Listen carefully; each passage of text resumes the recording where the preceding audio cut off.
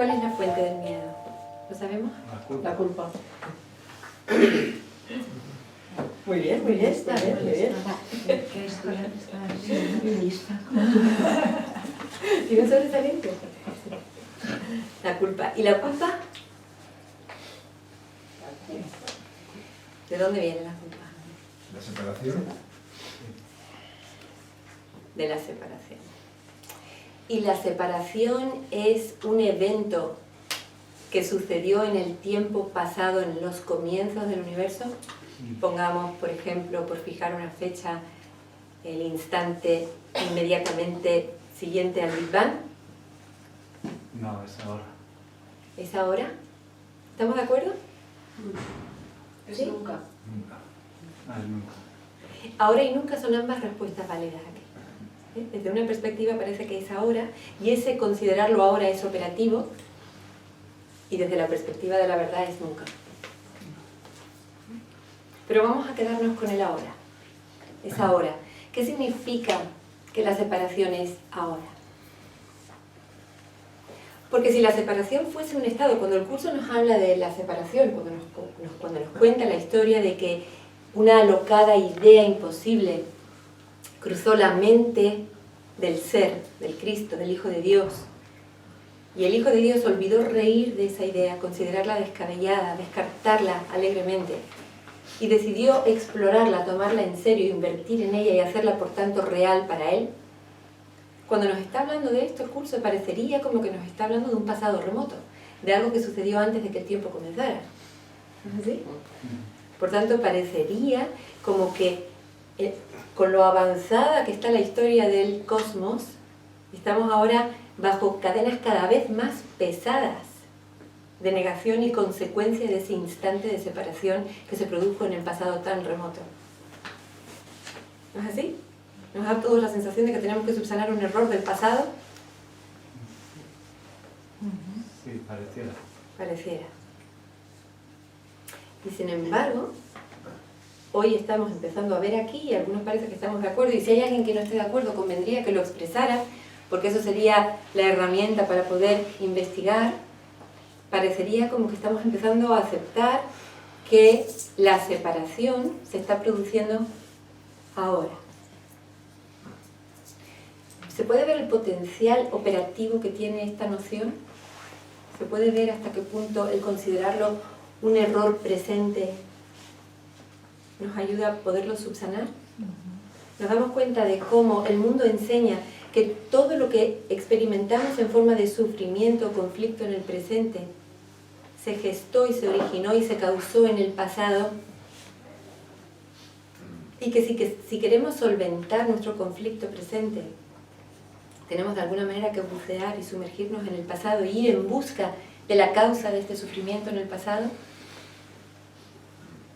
Llámese a esto la causa de la desgracia de la humanidad, de la filiación, el instante de la separación de Dios, o llámese esto una causa biográfica de conflicto o sufrimiento en nuestra propia historia personal o transgeneracional. Siempre en el pasado se originó la separación que está causando nuestro conflicto y nuestro sufrimiento presente. ¿Nos damos cuenta de hasta qué punto nuestro pensamiento está completamente involucrado, incrustado en esta idea? ¿De cómo nos parece ahora la forma natural de pensar?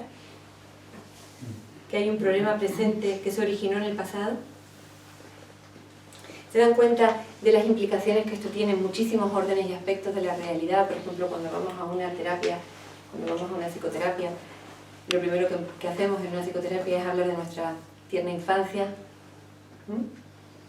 del instante en el que vinimos al mundo y nos encontramos con un determinado escenario adverso en el que se gestó nuestra neurosis, la que nos trae hoy. ¿Nos damos cuenta de cómo nuestro pensamiento suele razonar así? Podemos quizá empezar a detectar un patrón de pensamiento que podríamos identificar como: si esto, entonces esto. ¿Nos podemos dar cuenta de cómo esa es la plantilla, el formato que utilizamos en la base de nuestro discurrir, de nuestro pensar, la lógica que sigue nuestro pensamiento? ¿O hay alguien que no está de acuerdo con esto? Yo me he perdido un poco. Vale. Imagínate, por ejemplo, que yo te digo, tengo gripe, me he enfriado. Tu pensamiento va a ir en busca de la causa, inmediatamente. Seguro que vas a decir algo así como, habrá salido desabrigada, ha cambiado el tiempo, hay un virus en el ambiente. ¿Sí? Esta persona, ¿qué neurótica o insegura es? Es que tuvo una madre muy autoritaria. O a lo mejor podemos dar un salto transpersonal y decir, se debe a la posición de los astros en el momento de su nacimiento, o a su constelación familiar, o a una causa de algún ancestro que le está afectando. ¿Os dais cuenta de cómo razonamos siempre con este formato? Si yo estoy experimentando algo en el presente, necesariamente la causa tiene que estar en el instante previo a este presente. Y tengo que ir en busca, mi mente hace un rastreo. Y mi mente no hace eso porque está ociosa y no tiene nada mejor que hacer. La forma en que la lógica del ego, la forma en que el ego se perpetúa, es mediante un pensamiento que le da continuidad.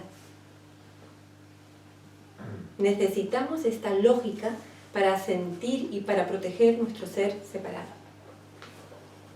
¿Nos damos cuenta de esto? Y ahora que quizá podamos empezar a poner foco y a estar presentes y a darnos cuenta de que esto es así, empezaremos a detectar hasta qué punto nuestro pensamiento está completamente agarrado e hipnotizado por esta lógica. Cuando vamos a aplicar el perdón, sucede lo mismo.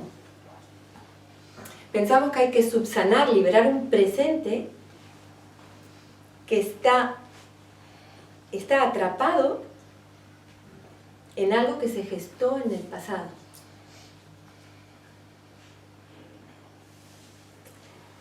¿Qué consigue el sistema de pensamiento ego con esta forma de razonar?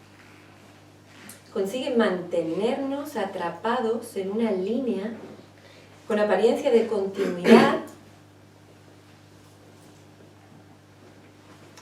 de la que parece imposible salir, porque absolutamente todo lo que percibimos da testimonio de la realidad de lo que esa forma de pensar nos muestra. ¿Nos damos cuenta de esto? ¿Podemos empezar quizá a darnos cuenta de que estamos presos de nuestra forma de pensar? ¿Estamos presos de la lógica de mente con la que pensamos? ¿Sí? Y podemos empezar quizá a considerar el perdón como una memoria más de las que conforman este sistema de pensamiento, este programa, pero una memoria no del pasado, sino una memoria del presente. Podríamos empezar a considerar el perdón quizá como una memoria infiltrada, como un espía. El perdón vive en un mundo de memorias del pasado, pero resulta que es una memoria del presente.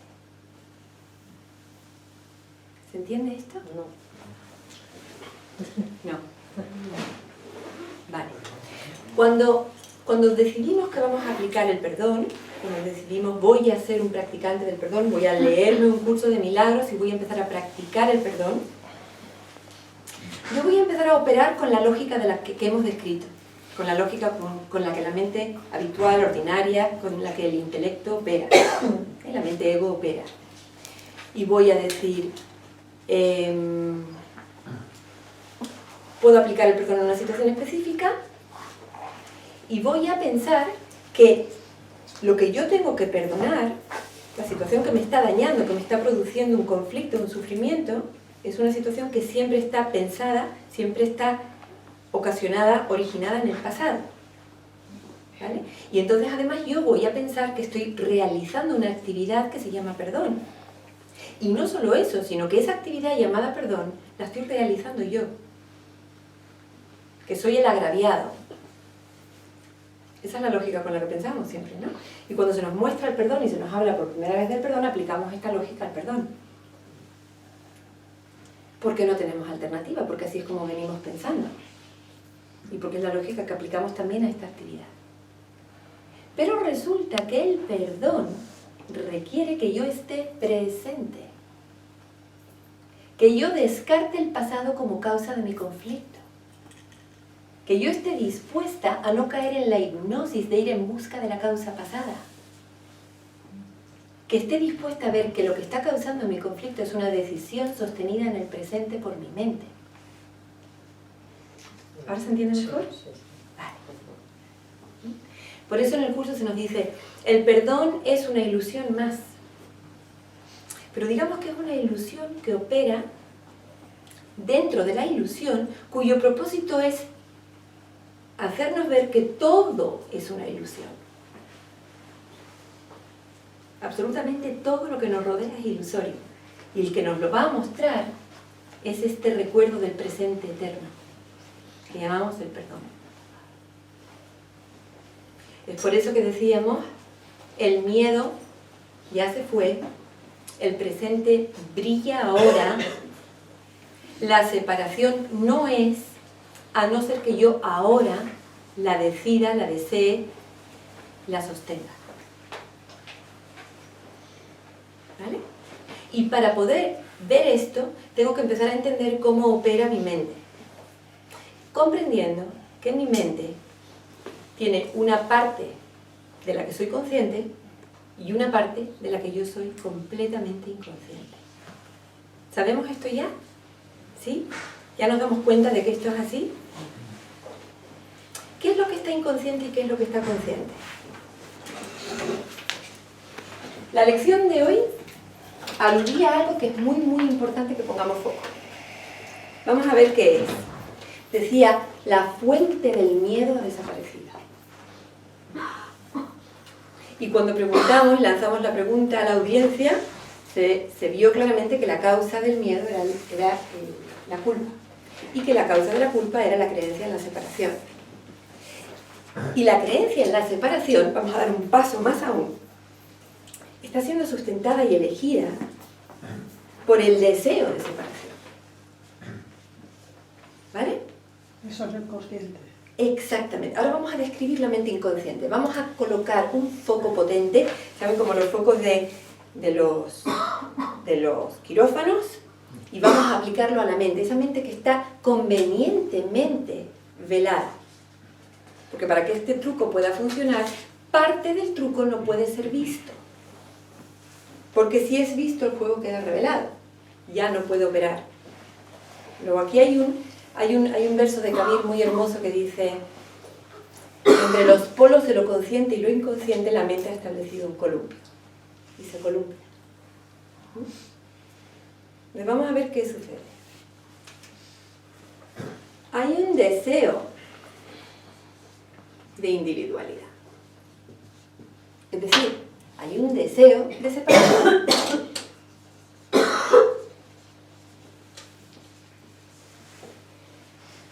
En el fondo inconsciente enterrado de nuestra mente. En nuestra mente inconsciente, si hiciéramos una incursión subterránea, en el fondo de los fondos encontraríamos el oculto deseo de ser un individuo, de estar separado, de ser diferente de Dios, de separarnos de la unidad. Eso es lo que encontramos ahí. Lo que sigue a este deseo es la creencia en la separación. Es un paso más. Mi deseo de separación ha dado como consecuencia una creencia, es decir, mi inversión en que la separación es real y se ha producido. Una vez que yo creo en algo, yo invierto en algo, yo lo hago real para mí. Sigo en el inconsciente. Sigo en la mente inconsciente. Esta creencia se sustenta con pensamientos afines y esta creencia es proyectada. ¿Vale? Todos estos pasos pertenecen al polo inconsciente. ¿Vale? La mente está inconsciente aquí. ¿Cuándo se vuelve consciente? Cuando esta proyección se convierte en aquello que percibe conscientemente, y cuando luego reacciona a lo que percibe, y en el instante en el que reacciona, lo valida, le pone el sello de verdad. Estos dos pasos son conscientes. ¿Son qué? Conscientes. Yo soy consciente de lo que percibo y yo soy consciente de lo que me hace experimentar, sentir, de la reacción que experimento con respecto a lo que percibo. Pero me olvido convenientemente de que lo que percibo está brotando directamente de lo que deseo experimentar. O sea que el inconsciente siempre va a funcionar. No lo podemos hacer desaparecer. Digamos que va a ser siempre. esta dinámica inconsciente va a estar generando forma y engañando a la mente, siempre y cuando la mente elija mantener esto en el inconsciente, mantenerse inconsciente de todo esto. Pero practicar el perdón es volver todo esto consciente. ¿Puedes volver a repetir lo que has dicho de lo de la separación y la flecha de percibir? Sí. Yo deseo experimentar la separación. Yo deseo ser este individuo. Yo deseo esta identidad confinada en este cuerpo, identificada con su historia en el tiempo. Yo deseo eso. Y puesto que lo deseo, creo que es real y proyecto la creencia sobre el mundo. De manera que empiezo a percibir un mundo en el que mi deseo ha tomado realidad. ¿Por qué? Pues porque yo me percibo como un cuerpo. ¿Hay alguien aquí que no se perciba como un cuerpo? No, nos sentimos como un cuerpo. Yo me conozco como un cuerpo.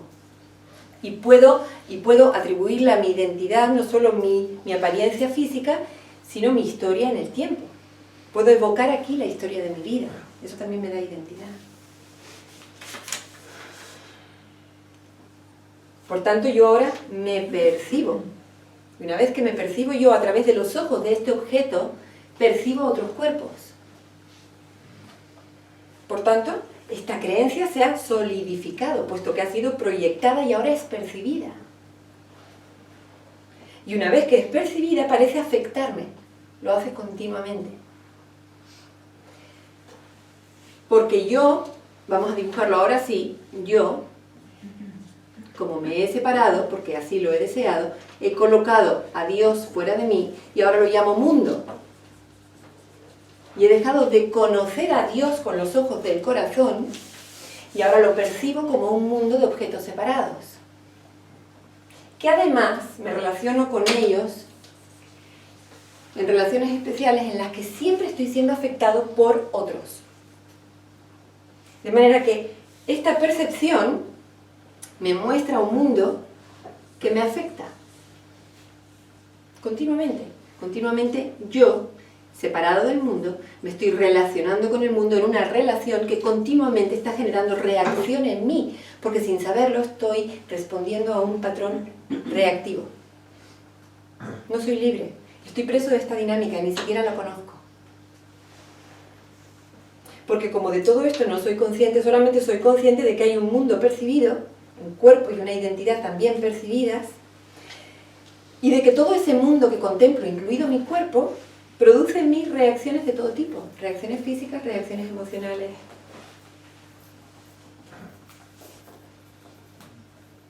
Y una vez que reacciono al mundo ya resulta muy difícil ponerlo en duda.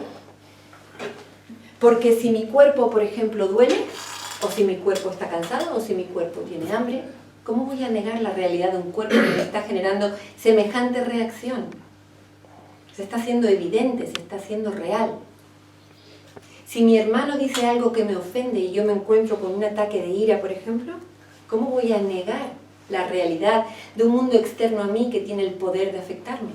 si lo estoy sintiendo, si yo estoy sintiendo esa reacción. De manera que la reacción es el último paso de esta disociación. La reacción es el paso que pone el marchamo de real al mundo. En el momento en el que yo reacciono al mundo, estoy declarando que el mundo es real para mí, que el mundo es una fuerza externa a mí, que yo no tengo nada que ver en lo que he percibido y, algo con lo que quizá muchos de nosotros ya perdonadores avanzados estaremos familiarizados, pensaré siempre que el mundo me está victimizando. ¿No? Así pensamos. Y entonces podemos ir a esa historia de nuestra vida, que hemos hablado que forma parte de nuestra identidad, y encontramos en ella muchísimas memorias, un porcentaje muy alto de memorias que demuestran a las claras las innumerables formas en las que el mundo me ha victimizado a mí. Si ahora fuésemos intimando aquí unos con otros y nos fuésemos haciendo cada vez más íntimos, la amistad más profunda, lo que compartiríamos seguramente sería esos secretos que muestran cómo el mundo me ha hecho víctima a mí. Te voy a contar algo que no le he contado nunca a nadie. A mí me hicieron esto. Sí, María. Entonces, ¿qué es lo que hay que hacer para conectar? Ahí vamos ahora. Ahí vamos ahora. Lo primero que tenemos que comprender es que estamos presos en una cárcel. Eso es lo primero. Y que nuestro sufrimiento nunca está debido a un mundo externo, sino que el sufrimiento me lo produce yo, que soy un ser, iba a decir un ser libre, pero se queda corto. Para ser más preciso, digamos, yo que soy la libertad misma, estoy encerrada en una diminuta, exigua celda. De manera que mi sufrimiento no me lo está causando lo que me hizo mi mamá cuando tenía 3 años, ni lo que me hace mi pareja hoy en día, ni ninguna condición, ni física, ni social, ni política, ni económica de este mundo. Mi sufrimiento proviene de que yo, que soy todo, estoy confinado en una diminuta choza de barro. Esa es la causa de mi sufrimiento, no hay otra. No hay otra. Pero en mi estado de enajenación, creo que lo que está causando mi sufrimiento no es esta autocondena, que estoy confinado en una celda cuyos barrotes están hechos de pensamiento sostenido deliberadamente por mi mente. Yo no pienso eso. Yo pienso que mi pensamiento me lo está produciendo, que mi sufrimiento me lo está produciendo el mundo.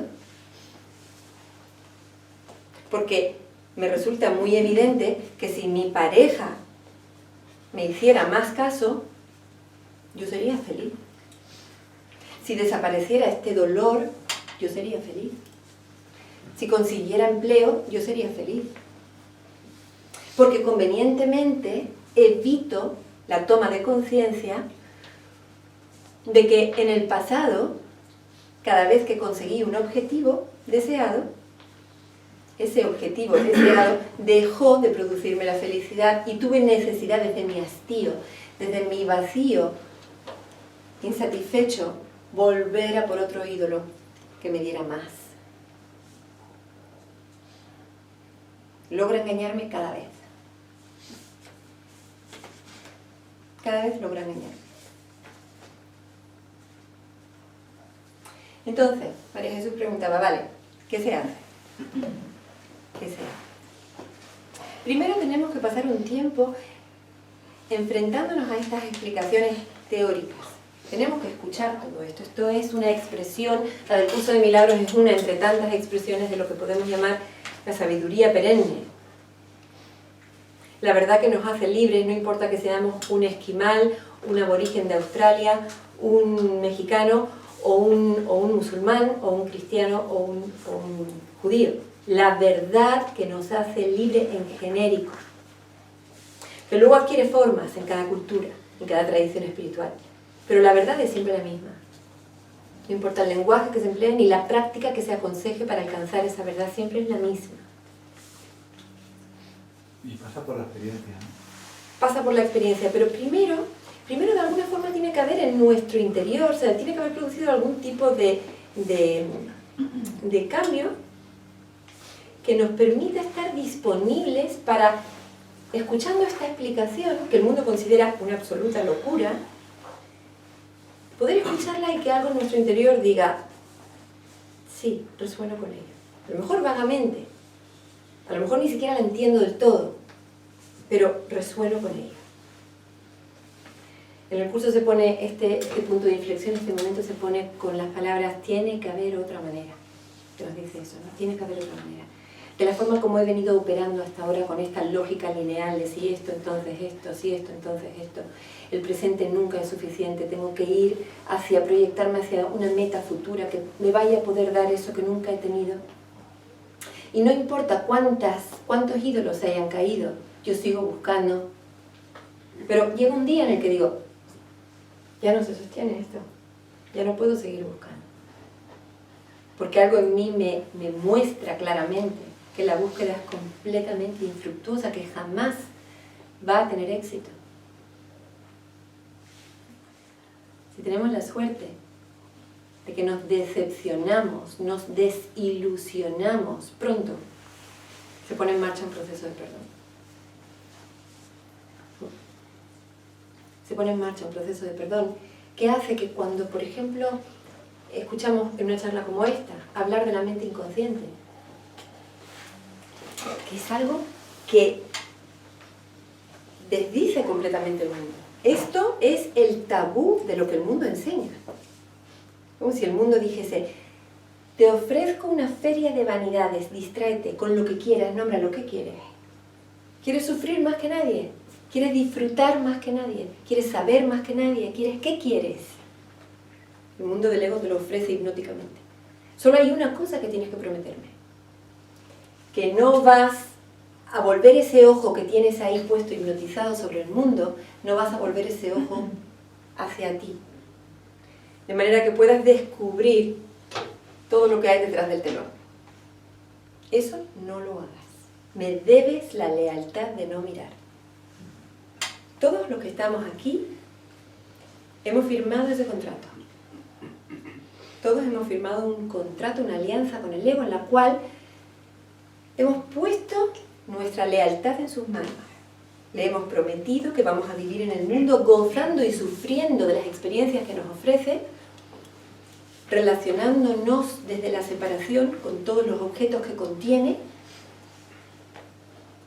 pero que no vamos a cometer el sacrilegio de hacer este movimiento, este gesto, que hace que el ojo que está vuelto hacia afuera se vuelva hacia adentro. Eso le prometemos al ego que no lo vamos a hacer. Porque desde el mismísimo instante en el que hacemos eso, la falsa solidez del edificio sobre el que se sustentaba este sistema de pensamiento que llamamos ego, esta identidad que hemos sostenido hasta ahora, que hemos protegido hasta ahora, esta solidez empieza a socavarse. Por tanto, el perdón conlleva una apertura a esta explicación, que nos llegará en la forma de explicación psicológica metafísica como la que da un curso de milagros, indagación advaita, devoción hindú, no importa cómo. De alguna forma algo en nosotros va a reconocer que hay un mundo interno no visto que tiene la clave del problema. Y por tanto va a empezar a poner en duda esa hipnosis con la que el ego nos lleva a pensar que lo que está causando mi problema siempre es el mundo. Y si sabemos ver aquí esto, empezamos a darnos cuenta del potencial liberador que el perdón tiene. Muchas veces hablamos del perdón y, imbuidos como estamos en todo lo que aprendimos en el pasado, creemos que el perdón es algún tipo de práctica que nos hace moralmente intachables, buenísimos, mejores. Somos buenos cristianos. Significa personas moralmente superiores, porque practican el perdón.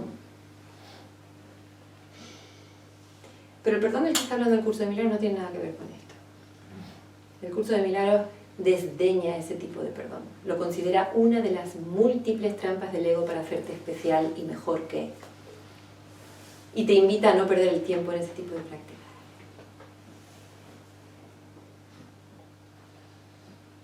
El perdón del curso de milagros es la práctica de aquel que quiere salir de la cárcel de su encierro, aquel que quiere recordarse como la libertad, no aquel que quiere ser mejor que nadie.